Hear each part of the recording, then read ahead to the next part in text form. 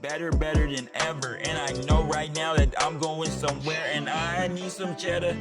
Oh, baby, Hey everyone, it's Andre Luck here to not share my next episode of the Sports Sales Show, where I'm going to talk about one of my favorite topics, which is LinkedIn. And I'm super grateful for LinkedIn because, one, I wouldn't have a business, but a lot of my business comes from LinkedIn, and it's helped me over the years. When I was in sports, now in consulting, really drive business. And so I want to talk through the power of being able to use LinkedIn as a tool, as a platform. Um, Tips on how you can use LinkedIn, whether it's just from build your personal brand, or if you're like a sales and marketing perspective professional and you're looking to use it more to grow pipeline or increase sales. I'll talk through that and even share on the back end of this video or this episode demos and walk through and show my LinkedIn. Here's my profile. Here I built my page. Here's a post I do. Here's how I use it for prospecting. And if you have LinkedIn Sales Navigator, I'll touch on that too, because I think that's just a huge tool for sales professionals. So excited to dive into this, and was excited as I was putting together some of the notes for this episode. So I think why it's so important, and I think this is a stat that a lot of people don't know, there's 1.2 billion users on LinkedIn. So if you think your prospects, you think your clients, or whoever you're trying to target in your network isn't on LinkedIn, they are. But only 1% actually post regularly. So that's why you may not think they're not on there. There's what we call lurkers, where I get so many messages from people like, oh, I've been following your post for years, or, I love this post you did last week. I had no clue that they were even on because they don't comment, they don't post, they don't like. So you just have no clue. But that's an audience that if you're a business professional and for whatever your goal is, you have to define what your goal is for being on LinkedIn. Is it to build your brand? Is it from a sales and marketing perspective to drive sales and pipeline? Whatever the target goal is, it's there for you. You just have to be consistent with it. So don't expect immediate results from it. You're not going to post something like a lot of sports sales people, they'll post like these tickets are for sale and it's for like the game tomorrow. It's like hopefully you find a person that happened to be on at the time, the algorithm hit them with the post, they're interested in what it is that you sell, but most of your connections are probably people that work in another state or your friends from college. So it's just thinking through your strategy and being smart with it. But it's not an immediate tool for instant success like an e-commerce platform. People aren't coming on LinkedIn to buy. But it is a great mid-range, long-range play, depending on what your goal is, whether it's building your network within sports, whether it's building up pipelines and prospects. You'll see success if you're consistent with it. So I started posting on LinkedIn late in my time with the Astros. So that was 2018, so almost 6-7 years ago, and very minimal results. And I didn't have a great strategy. I would post about like events that we had coming up. We had a business to business like lunch during a game or something like that. And I was not connected with many, if any, of the prospects that I'm looking to target in Houston. Most of my connections were people I worked with at the Diamondbacks or at Arizona State or went to college with, or just random people that worked for other sports teams. So they all liked it and they thought that was a great, cool graphic and would ask about it. But for my goal was like, I need to find people that are going to come to this event. I wasn't even set up on the front end to do that well. So just thinking about that. But so I started posting, late in my time with the Astros, posting regularly when I was with the Marlins, but it took a while to get things going. And even here in my business, like I saw some immediate wins from it, just from people that just happened to be in my network and timing just aligned. But it's been about a year, almost a year and a half since starting the business. And now I'm just really starting to gain some momentum from being consistent on it, constantly posting. People that have been seeing stuff for 6, 9, 12 months, finally starting to come and be like, hey, I've seen you post a lot over the past year. Would love to talk. So if you're looking for immediate results, this isn't your tool. It's not the channel to do it. But if you're willing to put in the work and be consistent with it, I think it's an amazing tool for people to use from a personal branding or like from a sales perspective. But the goal is don't get discouraged. Just be consistent. Don't get upset if you're not seeing immediate wins or likes or successes or anything like that. And I'll share that a few times in this because that's very difficult to not do, because on a lot of platforms, you're looking to get likes, you're looking to get engagement, you're looking to go viral. That's not the case here with LinkedIn. You're looking to educate and inform, and the people who are most likely to buy your product are the ones who are probably not going to like and comment on your page. So you can't measure results from that. But let's say you're looking to use LinkedIn from building a personal brand standpoint. A couple tips or things you could do, or like, 'cause a lot of people ask me like, what do I share? But I think before you even get to that point, the biggest hurdle people have to overcome is feeling like their buddies are gonna like make fun of them or talk about them, or like, who's this person think they are posting on LinkedIn. And we did a session with the Portland Trailblazers last week, and so Jake Dunlap, who I partner with, he was leading the session on LinkedIn. He's very active and great on LinkedIn. And I raised my hand. I was like, hey, for those that are in the room and maybe worried about what their buddies are going to think about them, like, what would you tell them? He's like, they don't pay your bills. Your friends don't pay your bills. This place does. So really thinking about like who it is that you're trying to engage with, and not worrying about the few haters or doubters out there that might say something about it. Most of the people are either not even going to notice and say anything, or the ones that do are going to be very positive. I remember the first time I posted a video with like my first like growth tip, when I was at the Marlins and I was VP of sales, and I was just terrified of like, what are my buddies going to say? What are my old bosses going to think? My friends? And most of the feedback was very positive. Like, man, this is great. That tip really stood out to me. Looking forward to you sharing more. So, there's a lot of things you could post, but I think just getting over that hurdle. But if you're like a sales rep, or looking to grow as a professional, you want to build your brand not in a too salesy, political type way, but just like truly showing your wins. So share your wins. If you won the sales belt, if you were top of the board, if you won an award, like put it out there. Tell people. Your peers may make fun of you, probably because they're not winning their awards. That's why they're upset. But like me as an executive, me as someone who's hiring, and a hiring manager potentially, if I see that that person is winning awards and they're getting recognized by their peers and things like that, and their bosses, like, I want that person on my team. Like, so you want to tell people about the wins that you're having, and share your successes and do it in an authentic way, not a too showboaty type way. But I think that's great. I think that's a great place to start, and just help you start to get out there and build your brand.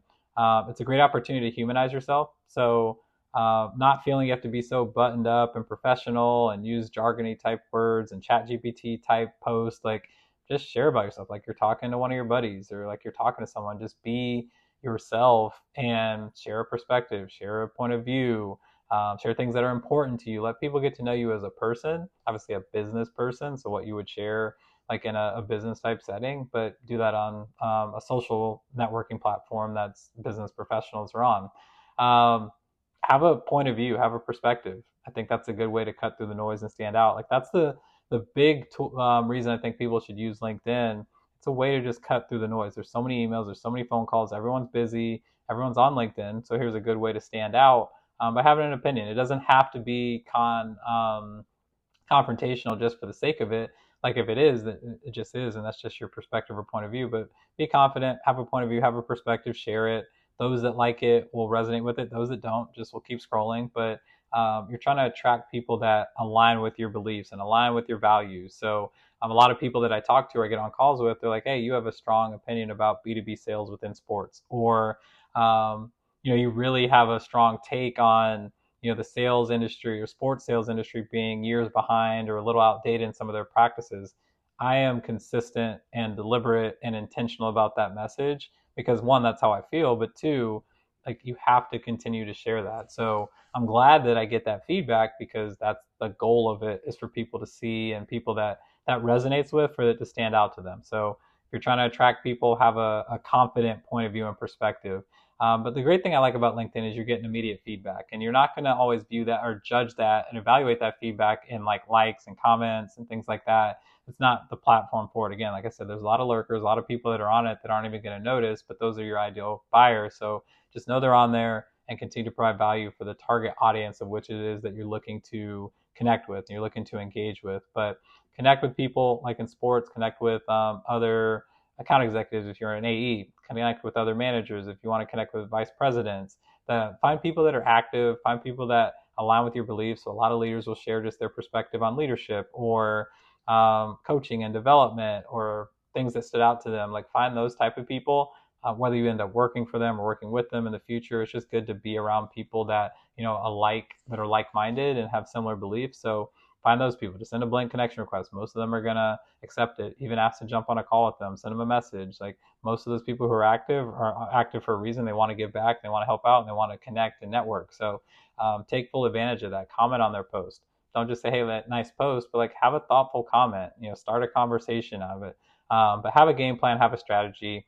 Be consistent. Like I have a content calendar that I have for like all the days of the week. So as ideas pop up and things that I think about that I potentially want to post, like I'll just add it real quickly on that Google sheet, and enough that sparks the idea that I remember what it was that I was thinking about that I thought could be a good post. But if you're just on it one week, really hard, and then you get off for 3 weeks, like you're never going to build that consistency. Just like anything you would do in life, like have a strategy, have a game plan, know what your goal is of trying to be on the platform, and then execute it. So let's say that you're more of a sales and marketing professional, and you're looking to leverage this tool or use LinkedIn to attract prospects, clients, stay informed and educate your network and everything like that. This is a great place to do it. And so Jake, who I mentioned earlier, who I partner with, I brought him in to work with my team at the Marlins.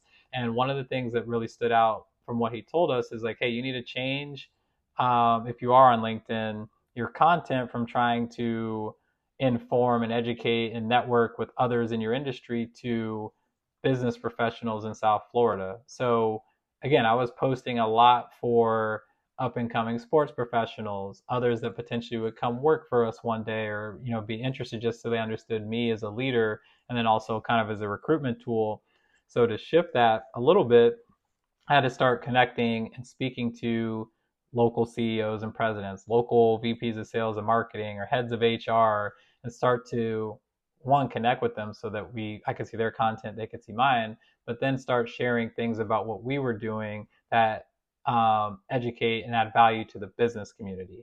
And so as great as that was for the business community, it's not going to resonate necessarily with all the people in my network that I connected with from college, from other teams that I used to work for, or just people in the industry that I connected with. So I had to be okay knowing that this isn't for them. That's 95% of my connections, but it's for this audience of which I'm looking to engage. So that goes back to what your strategy is. So if you're in sports and you're looking to use this as a sales tool, who cares what person at XYZ team in another league across the country thinks?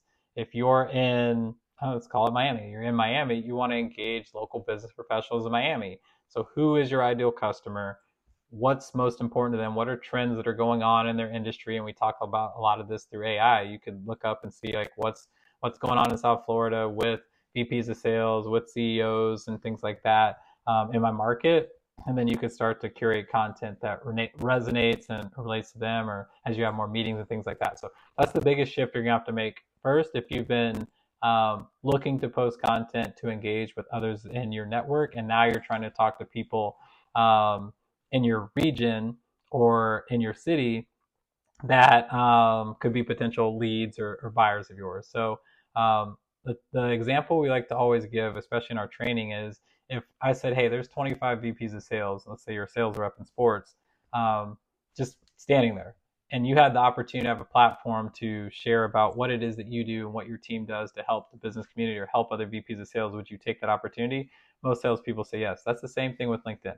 So this is your digital networking event that you could share things that you would share in a face-to-face setting. So take full advantage of that and just think through what it is that you're looking to post and who it is that you're looking to target.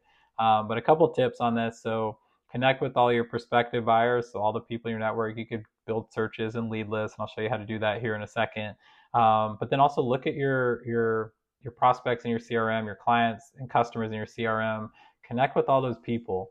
One, they'll be connected to you and they can start to see your content. And I've actually seen that a lot of the content I post on LinkedIn or others post on LinkedIn is more impactful for people that are already in the pipeline or already customers of yours, that now they're more in tune to what you're posting versus a cold prospect, and you actually get more return from it that way. So you want to connect with them, but then also now you're connected and you could see who they are connected with and see some of their content and start to build your network that way. So that's an easy way to get started. LinkedIn allows you to send about 125, 150 connection requests per week based on like how many get accepted and things like that. So I would set a target for 25 a day. And if you're doing 25 connections a day, that's over 6,000 new connections you'd have throughout the year. So imagine just all the people, and if only a few of those, a handful of those people buy, like that could change your entire sales year and like how you get to your goal or exceed your goal or not. So It doesn't take away from all the other work you're doing, but this is additive now that takes 30 minutes a day to connect with others and share a little bit of content. So in that 30-minute block, have a strategy of what you're looking to do. Don't just get on LinkedIn. Don't just scroll, because that 30 minutes will go like that, and maybe you read like one or two posts, liked a couple comments, liked a couple posts, and then like now it's the middle of the day and you haven't done anything. So be very intentional. So in that 30-minute block, you'll want to send your 25 connections requests. You'll want to post on 1 to 2 comments with a thoughtful post or comment back. You'll want to post your own content. So creating your own content and posting, maybe it's once or twice a week that you're looking to do that. But the biggest thing when you start to post is give value. Don't try and sell. This isn't an e-commerce platform. People aren't getting on LinkedIn to look to buy. But that's the toughest thing for us in sales, and especially in sports sales, to not at the bottom of it say, and call me to buy tickets. Here's my phone number, email, here's a link to the website. One, LinkedIn doesn't love links, because now if you click on that link, it's going to take you off their site and off their platform. So it kind of negates the engagement a little bit, or decreases it. So if I ever do put a link, I typically put it in the comment, like one of the first comments, not actually in the post, because that could actually hurt my engagement on my post. So that's just a tip there. But yeah, just share, add value. And it's so tough to talk about, all the things you're doing, or this new package came available, we have this new club, and not put, and call me to buy tickets. People know how to find you. People know how to buy tickets. So I post 7 days a week. So I probably have like a sales call to action, maybe 1 to 2 times a week, where it's like, hey, and reach out to me to see how we could help you with XYZ. A lot of times I'm encouraging people to either engage with the post and comment, share this with somebody, direct message me if you want to set up a call just to chat, more like a networking type call versus a sales call. So that's the thing. If you start to put too much content where you're looking to sell something, people are going to tune it out, and people aren't going to engage with your stuff. So make sure that you're finding that balance, and like 1 out of every 4 or 5 posts is and call me to buy tickets, and call me to learn more about this. You're sharing testimonials, you're sharing stories, you're sharing client wins, you're talking about this article that you read, or this recent thing that you found out from a client about other people like them in their industry, and you're just educating. And again, you're not going to get a lot of likes from that. It's so crazy. Like, I'll post something about my daughter coming to take your kid to work day, 500, 600 likes. I'll post something about here's how you can, 2x your revenue or pipeline as a salesperson, crickets. But what I really care about, one, I want to do that post about my daughter, because that's just me. And going back to like humanizing yourself, like that's a big part of me and my story. So I want to share those, but I'm not looking to get a bunch of likes and get liked on LinkedIn. I want to educate people that potentially could be of value to, I could be of value to, or they could do business with us. So I'm not as worried about the number of likes. Look at the number of messages or comments you get back, or people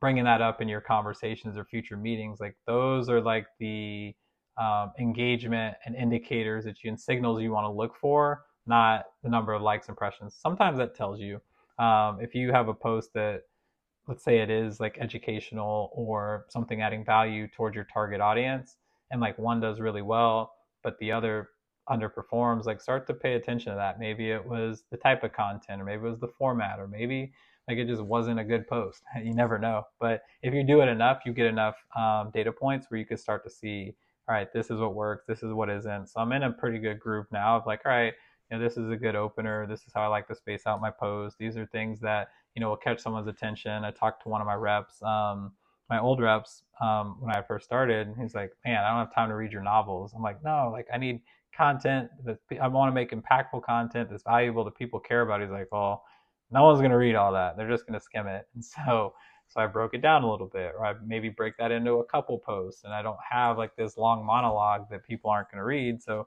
it's good to get that feedback. But say you're not looking to sell, you want to engage with like your prospects and buyers. That's a big one. Most executives that you're looking to target, if they do post, like almost nobody comments or likes their post. So that's a good way to stand out, especially if it's like a genuine kind of authentic type post.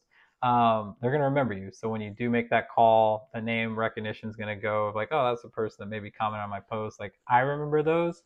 And so I know other executives will too. If nobody's commenting, but you're regularly commenting, you're definitely going to stand out. And again, cut through the noise. That's a big point of this channel and tool, is to find another modern way that you can engage with people on a platform that they're using on a regular basis. So again, be consistent.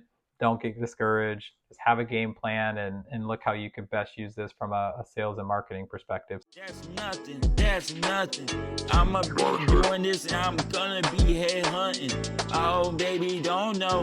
Oh, baby, don't go. Oh, baby, don't know. Oh, baby, don't go.